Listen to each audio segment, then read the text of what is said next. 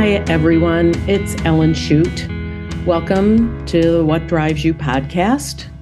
I wanted to send greetings to all of you at this holiday season at this time and talk to you all a little bit about the holidays and things that go on during the holidays and my thoughts about how we can perhaps make this really healthy and helpful and loving holiday season this year. And so we're going to be talking today about how we show up at the holidays. So what does that mean? How do you show up at the holidays? I've been listening to people talk about their beginning holiday celebrations this year and from years past. And I know that how we show up at the holidays can really determine a lot about what we get from the holidays. So what do I mean by showing up? To me, showing up is about how each of us as a person enters into each holiday celebration. Sometimes we think about the holidays and we think, what are we supposed to bring or what are we supposed to contribute? But I'm not talking about any of that today. Today, I'm talking about the mental state or the emotional or psychological state that we are in when we show up at the holidays. So that's what I mean by how we show up. So this year, my family has already had a holiday party, and how I showed up at that holiday party this year was different than I have in years past. And the reason it was different is because last week I got a nasty cold and a throat infection and an ear infection, and I was pretty miserable. And it was my week to prepare for our special holiday get-together, and I was really not at my whole self. So I used to do the holidays by rote, but this year I couldn't do that anymore. I'm a very organized person. I have files on my computer about every holiday and what I cook for every holiday and my shopping list for every holiday and what I buy or purchase or get for each of my family members and other people that I buy holiday gifts for. It's all very organized and it's all written down. I take notes each year after our celebration, and it helps me the following year to know what it is I need to do that year. But this year, I was just not in that frame of mind. I felt very happy that I had my notes, but I have to say that I usually just go through and do it by memory, by rote. This is what I do for this holiday season. And I sort of know it in my head. I refer to my notes for a little help here and there. But this year, my body stopped me from doing that. And it's really interesting because I'm not used to my body stopping me from doing things. Some of you may be, but I have been blessed that my body usually comes around when I need to do a lot of things. And this year, my body said to me, nope, don't think so. You're going to have to think hard about how you're going to do this year, because my energy was limited. My ability to sort of think clearly was limited. This holiday party that we had was the last in a whole fall season full of many, many entertaining times that I did over the season. many of you know, my husband and I are big Michigan football fans, and we have a large tailgate at every home game, and there were 8 home games this season. The fall season, as you also may know, is busy for us with Jewish holidays and regular American holidays like Halloween and Thanksgiving. And so by the time I got to last week, when I was preparing for our last event of this season, my body said, I don't think so. I think you need to stop and lay down and take care of yourself and find out what's wrong, especially so that you don't infect other people. And in this fall season, with so much upper respiratory things going on, aside from COVID, I was very, very worried about that. So I couldn't do it by rote anymore. So I really had to think about, what is my goal for this holiday? If my energy is limited, if I can't just run and do and run and do and do more and do more and do more at 10 o'clock at night and do more, if I can't do that, what is it that I want my goal to be for this holiday season? I thought about that because I think that very often we don't think about what we want our goal to be. We think about the things we need to do and the things we need to accomplish and what we have to have, but we don't really think about what we want our goal to be.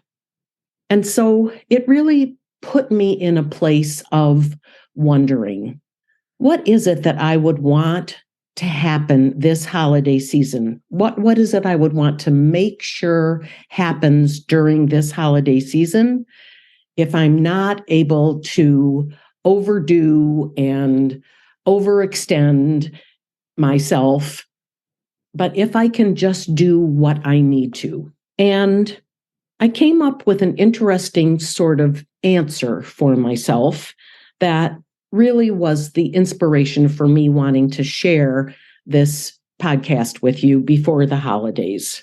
So my goal for our family holiday celebration was for each of my peeps, that's my adult children and my grandchildren, and that's who is at our holiday celebration, for each of those people to feel seen and heard and appreciated.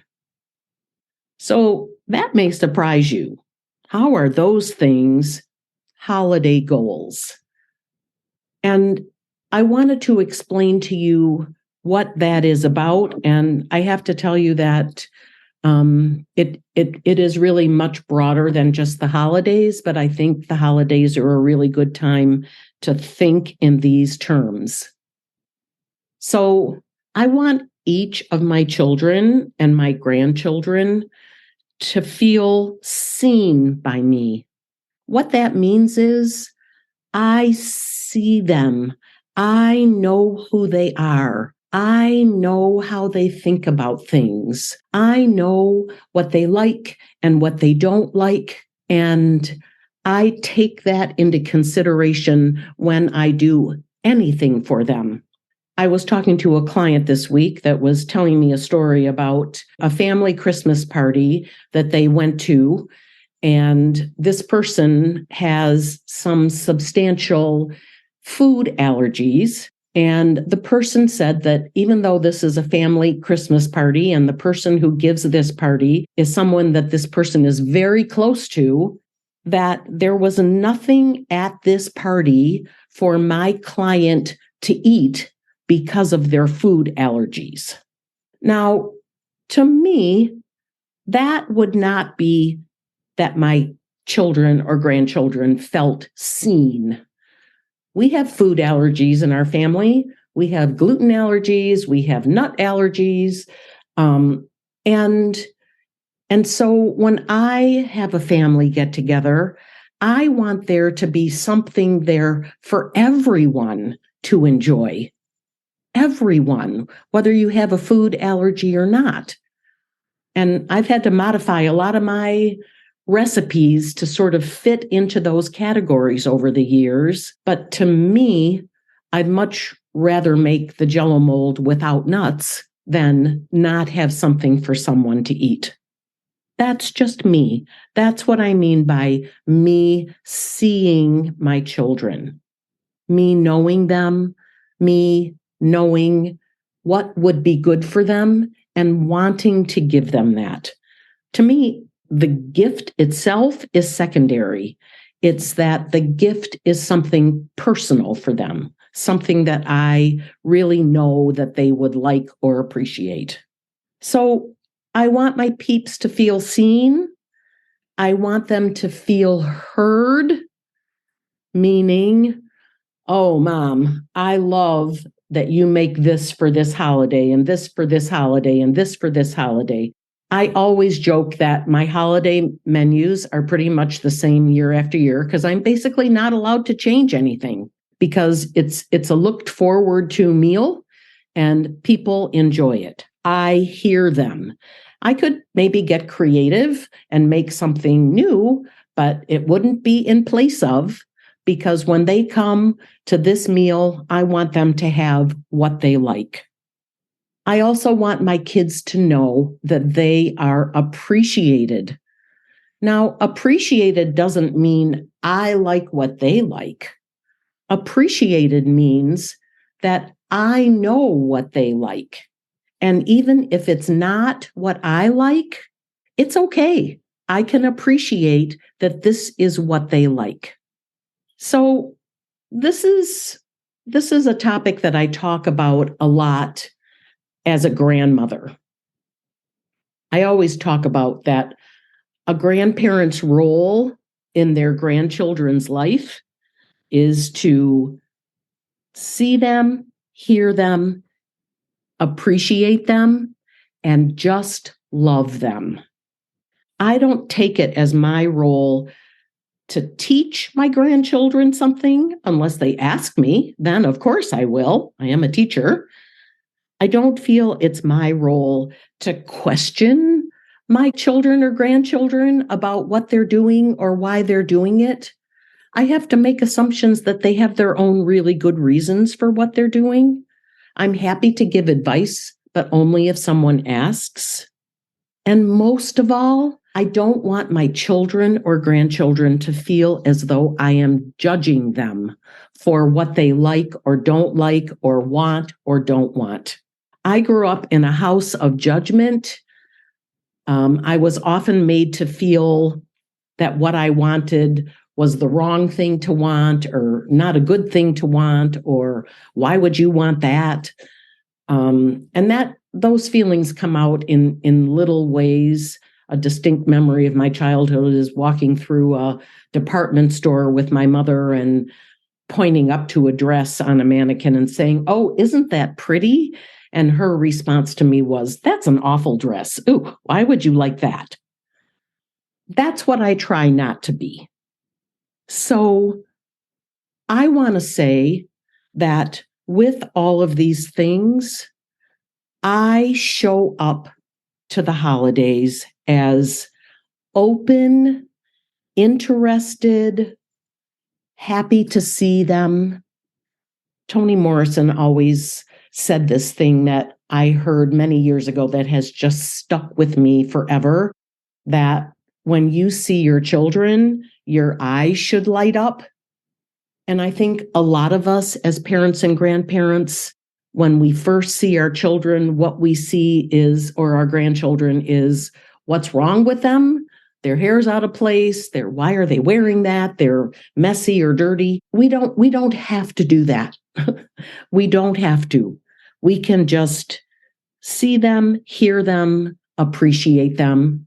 And when we understand that that's our role, is to be this open and interested and love-giving person, it really changes how we might show up for a holiday celebration. I know people show up in lots of different ways. Someone was just telling me about a holiday party they were at, and somebody there came in and they were huffing and puffing and carrying tons of gifts and plopping them down somewhere. And they just looked bedraggled and exhausted. And it was sort of obvious that they were just lost in themselves. They weren't interested in how they were showing up. They were only interested in making sure to bring what it was they were supposed to bring. And it's part of the atmosphere of the whole celebration when someone shows up like that. I've heard many stories over the past couple years of people showing up to a holiday celebration in their political uniform, whatever that might be, which in many cases offends other people who are at the same celebration. Other people show up just kind of physically, but they're not really there emotionally. And so I really think at this holiday time, we could work hard on setting a goal for ourselves as to how we want to show up when we are with other people during this season. So I think that this holiday celebration time is a good time to take a vacation. Now you may be saying, what? A vacation? We don't take a vacation during this time. Well, I'm going to ask you to take a different kind of vacation during this holiday season, and that is a vacation from the negative thoughts that are running through your head on a somewhat continuous basis. So that person that shows up at the holidays exhausted and overwhelmed and overburdened and isn't able to sort of just be there and present, that person has been listening to those negative voices in their head saying to them, oh, you got to do this and you got to do that and you forgot about this and what about that and what about that person and oh, you were supposed to do this but you forgot, what's wrong? And then they walk into the holiday celebration with still that going on in their heads. So I'm going to talk about how to show up to the holiday celebration on an emotional vacation, which means that we get to take a vacation anytime we choose to, actually, from those negative thought cycles in our heads that I call the hamster wheel. So I want you just to picture this for a minute. Picture that you're just sitting there, maybe you've been busy doing something and you get it done and you sit down and for a few minutes, your mind is clear because you've just accomplished what you needed to. And now you're going to sit down and just take a few breaths or watch TV or play a computer game or something like that. And lo and behold, within 2 minutes of your time of sitting there, your brain decides it's going to jump on the hamster wheel and start reviewing everything that you're still supposed to do or should have done or didn't do or didn't do it right the last time you did it or some other critical thing that your brain is going to feel responsible to tell you about. The hamster wheel only gets activated when our mind is not otherwise engaged. So when we're busy, we're usually not in our hamster wheel. It's when we stop. It's when there's some open space that we can crawl up into that wheel and our thoughts start going around and around and around and around. The thing I can tell you about the hamster wheel is that every human being has one. Some of us are more aware of it than others, but every human being has their negative thought cycles in their head. Sometimes those negative thoughts motivate us. They remind us what we need to do and how we need to do it right and how we did it sort of not good enough, and so we need to do it again. Those negative thoughts can be on top of us as taskmasters to make sure we get everything done. Those negative thoughts can warn us of potential dangers. Oh my gosh, what if somebody gets sick? What if this? What if this? The negative thoughts really are trying to make sure that everything in the future goes smoothly. But how they do that is by reminding us of what we didn't do right or what might be scary. And while they may be initially motivating, those thoughts are also ultimately very exhausting and discouraging. Most of all, they keep us from being in the moment. They may give us a pessimistic outlook, like no matter what I do, it's just never enough. Oftentimes, those thoughts are not based in the reality of our lives. Our thoughts warn us, well, you might not do it right, you might not get there on time. And sometimes that's the reality, but most of the time, that is not the reality. And the thing that we know, and we know this through lots of research now, is that the more time that we spend in our negative hamster wheel thinking, the less happy we are, the less peaceful we are. When I do therapy with people, it's not often that their circumstances change, but what does change is their ability to be in the positive more, to be more hopeful, to have a better outlook, to soothe and quiet these negative thoughts so that they aren't so prominent, so that they're not in there yelling at us or criticizing us all the time. So very often our negative thoughts try to warn us about the future, about something that might be dangerous, something that might not go right, something that might happen in the future. And we spend a lot of time thinking about those things that might happen in the future. Groucho Marx used to say, I spent a lot of my life worrying about things that never happened. And he was referring to the hamster wheel thinking there, which was obsessing about what might happen in the future or worrying about it. The thing is that when something does happen to us and we need to call ourselves to action to actually take care of it, we use a very different part of our brain than the hamster wheel is housed in. So we don't need to worry now about what we're going to do if something happens in the future. When it happens in the future, we can count on that we've always managed to figure things out, and we will at that time as well. We could talk about this for hours, and I probably will at some other time. But for now, for this holiday season, I would like you to just take a vacation from your negative thoughts, from your hamster wheel, so that you can show up to your holiday events in an open, interested, loving, and positive way.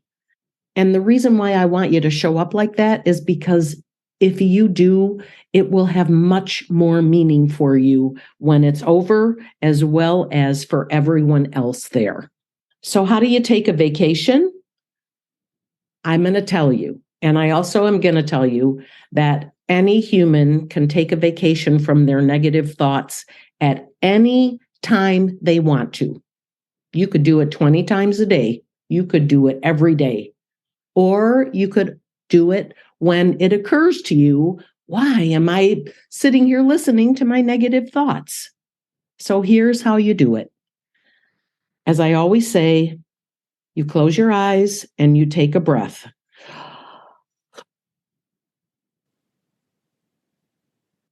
Then I want you to say to yourself, I am safe. The reason I want you to say to yourself that you are safe is because when we are worried and caught in our negative thoughts, life does not feel safe. But in actuality, you are safe. So I want you just to say that to yourself in a soothing voice. I am safe.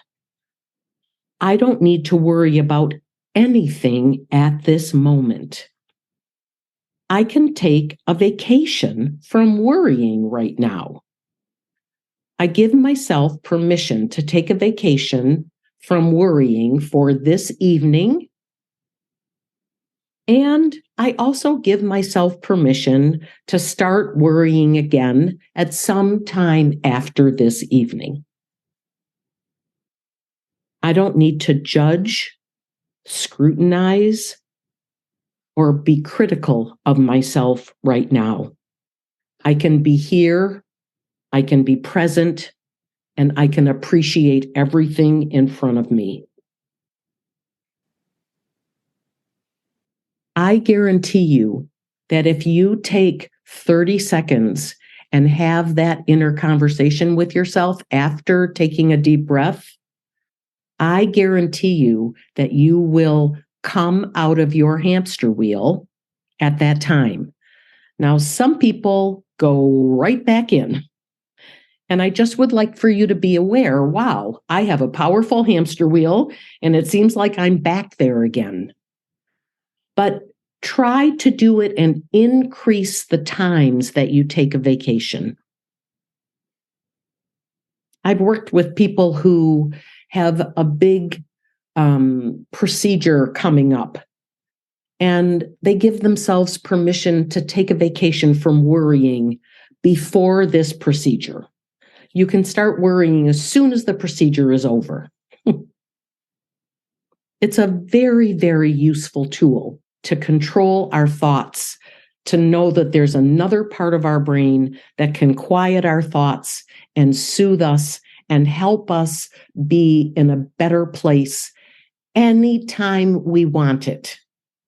That's pretty powerful. So my suggestion to you is take a vacation from your negative thoughts, and maybe it is in this state of vacation that you can show up at your holiday celebrations. I know you will enjoy them. You deserve it. I want to thank everyone for listening to my podcasts.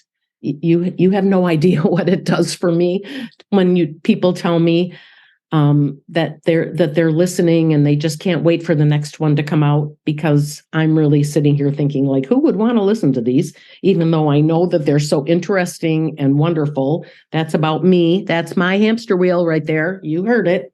So thank you so much for listening. I also want to thank people for buying my book, What Drives You, which is, as you know, available on Amazon and anywhere where you buy books. Please feel free to subscribe to my podcasts on your podcast platform so that you don't miss any. And I would love it if you enjoy them to take a minute on that platform and leave a review. I'll talk with you next time. Happy holidays.